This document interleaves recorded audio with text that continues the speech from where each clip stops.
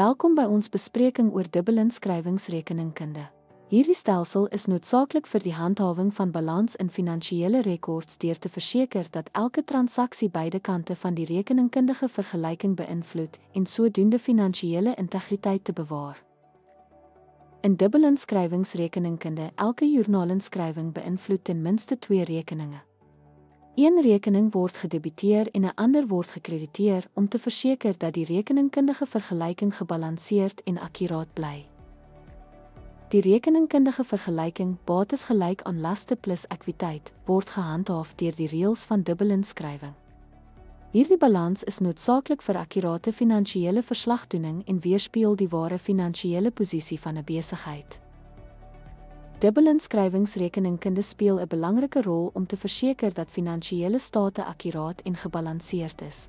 Hierdie akkuraatheid is van kardinale belang vir belanghebbendes wat op hierdie state staat maak vir besluitneming.